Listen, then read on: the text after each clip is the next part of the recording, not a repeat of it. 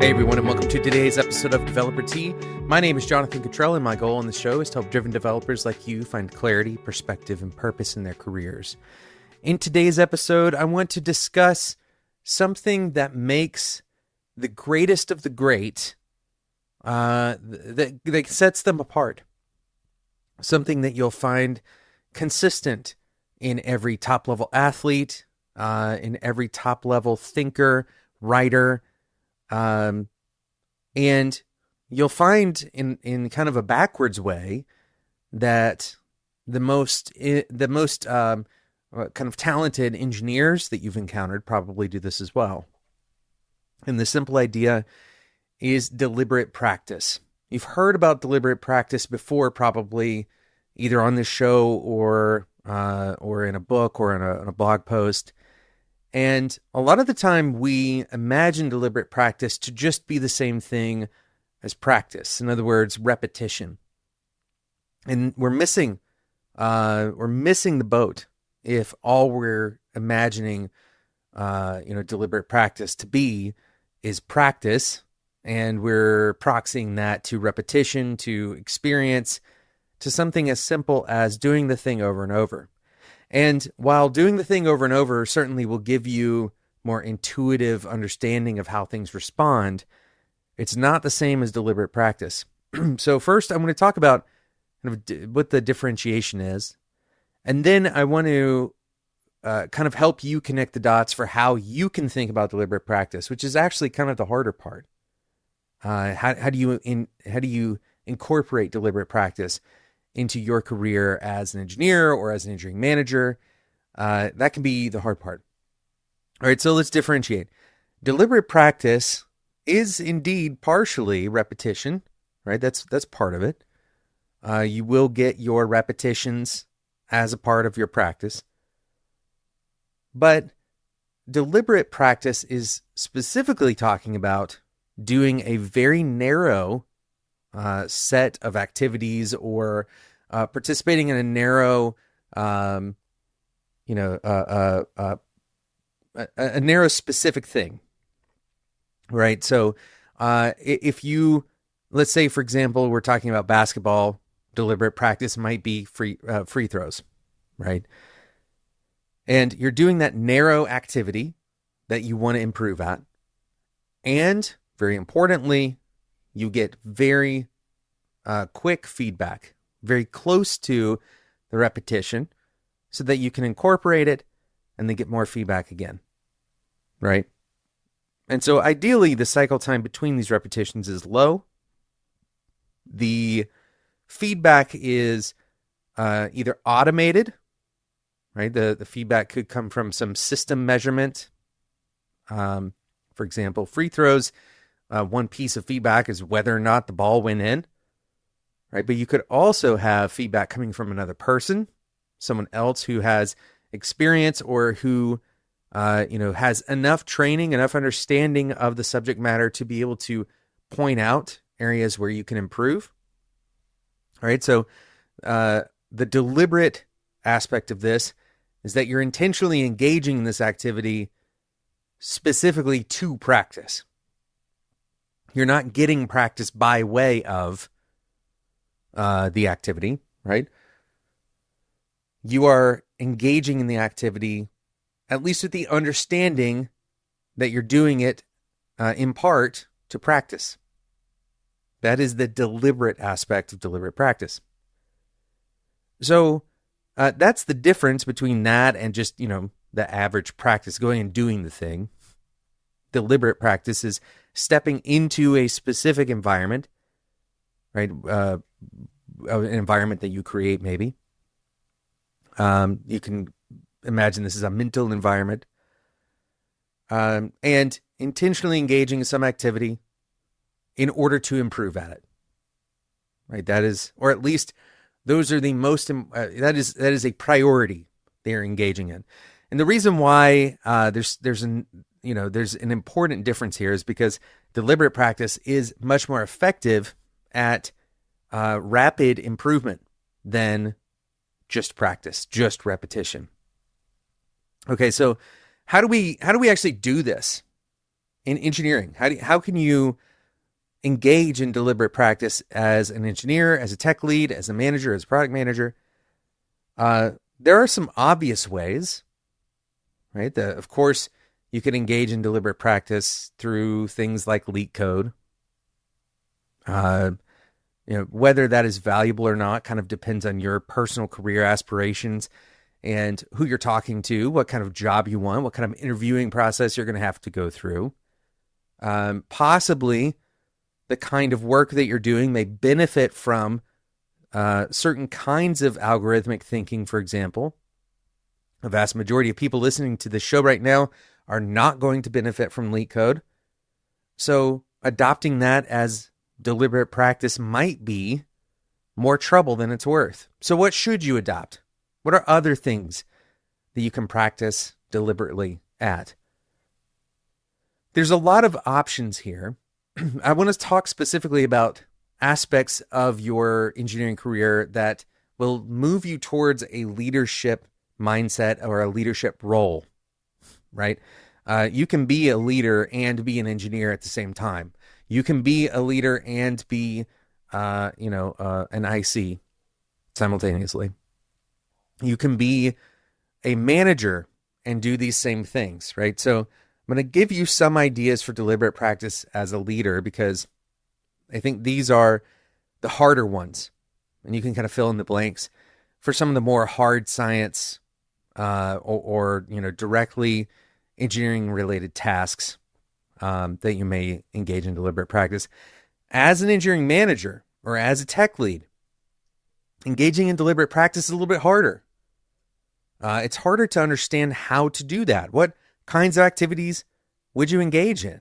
And how do you do it in a repetition type manner? One important mindset shift that you can undertake, that you can make, is to begin looking at your opportunities in your job as opportunities for practice. Now, I know this kind of blurs the line a little bit from the definition we just talked about, right? We just said the deliberate practice, you're intentionally doing the thing in order to practice. I believe that you can, this is a little bit of a gradient or it's kind of a both situation where, for example, you can practice improving at one-on-ones every week in your one-on-ones. You can improve your feedback style in your one-on-ones. You can improve your communication style in your one-on-ones. How do you do that? Well, you engage in a specific aspect that you want to improve in, right? You want to improve at providing feedback, provide more feedback in your one-on-ones, and then ask the person that you just provided feedback to about that specific aspect, right? Maybe you're trying to increase the clarity of constructive criticism. I imagine I'm ringing a lot of bells here. If you're a manager that struggles with providing constructive criticism in a way that it can be heard, this might be a good area for you to engage in deliberate practice. Provide constructive criticism 3 or 4 weeks in a row to the same person, right? Now, of course, hopefully you're listening to this and your intuition is triggering you to say, well, doesn't this change the environment, right? Or are you just practicing on your reports? The answer is kind of yes.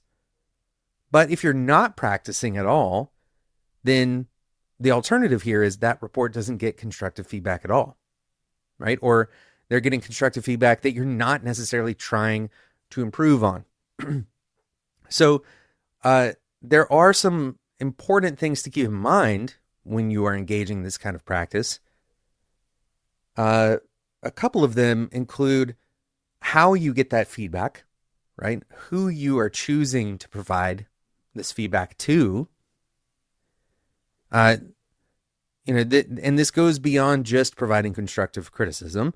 There may be communication of technical concepts to non-technical people, for example. This might be an area that you want to improve in. is a very important thing for senior engineers and managers to be able to do. How do you communicate a complicated technical problem to a non-technical contributor, non-technical manager, right? You have an opportunity to do this. You have an opportunity to do this through writing. You could record a video. Here's the reality. You may be saying, well, why would I do that? What useful, what is useful about that? As we already mentioned, the first and foremost thing, if you were to go and record, let's say you choose to record a video as your deliberate practice, okay? And you're going to record a video about how, let's say you run a back-end service, and you want to record a video to communicate what does this service do and how do you interact with it, right? So you might go over authorization and authentication. You might talk about, what kinds of data are in the endpoints. What environments does this thing run in? There's a bunch of things you could go over. Sure. So you say, okay, well, why would I do that? What is the usefulness of a video like that? The first and foremost useful aspect of this is that it is practice. Remember, the goal of deliberate practice starts with practice. But I'll add on to this that you almost certainly will find, that if you engage in these deliberate practice activities, that you're going to create more value than you realize by just engaging in those activities. If you go and create documentation that didn't exist before, right? If you begin to, communicate feedback to your team in ways that they haven't received before, you are now generating novel value. Now, you may say, well, I don't really know if I'm good enough at that. What if I'm not generating value? What if I'm actually hurting something? The vast majority of the time, when managers engage in these behaviors, if they aren't generating value, it's usually a net neutral. In other words, you create the video and it doesn't catch on. Nobody really cares. And so it goes by the wayside. It gets forgotten. It gets archived. Nobody ever looks at it. But you got the practice in. So the goal of the video still was met. It is very rare for you to create something like this, create documentation or video, and it have a net negative effect, right? In other words, it's going to hurt something.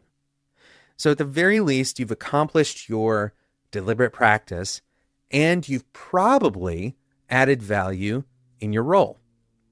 And this is probably novel value. My guess is if you were to poll the other managers, your peer managers, about whether or not they've done something like this, if they are deliberately practicing by creating these things or by engaging with their team in these particular ways, I would venture to say the vast majority have not, because this isn't an intuitive thing to do, to practice in this manner. It's not necessarily intuitive. The kind of novelty of this is that you are applying this behavior of deliberate practice to a field that is difficult to get practice in. As a manager or as a tech lead, there are, the vast majority of very senior managers and tech leads got there through time repetition, right? In other words, they've just been doing it for a long time. And so they've had a lot of opportunities kind of handed to them.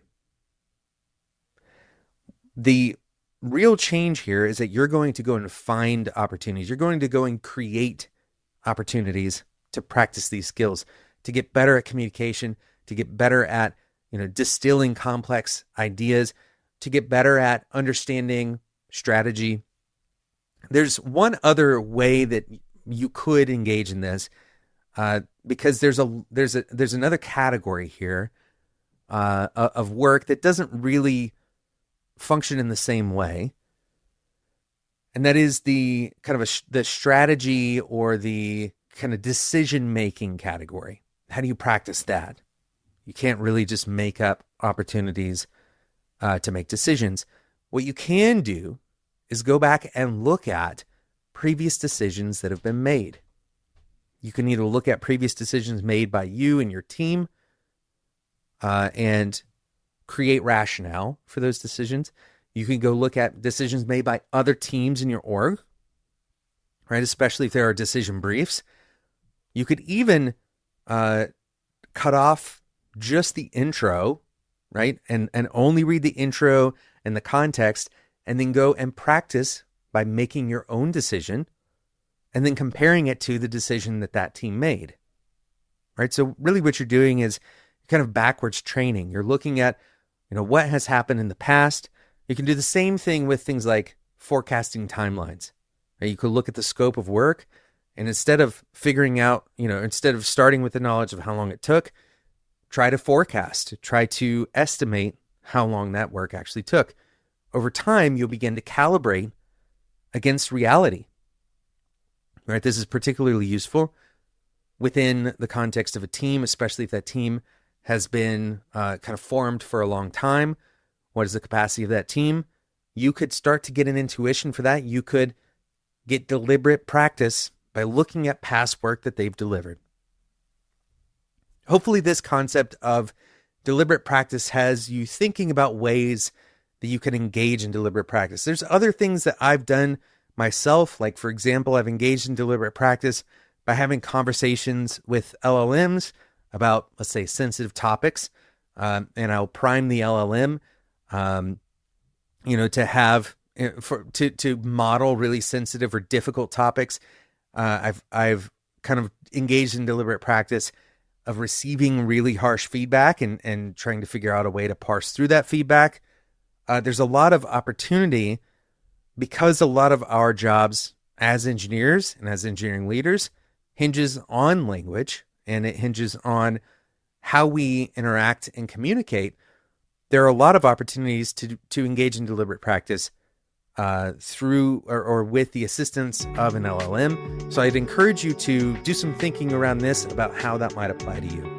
Thank you so much for listening to today's episode of Developer to You. If you enjoyed this episode, then subscribe in whatever podcasting app you use right now, or you can subscribe on YouTube. This episode and the last, something like 10 episodes are on the Developer T YouTube channel. And you can join the Developer T Discord community at developert.com/Discord. Thanks so much for listening. And until next time, enjoy your tea.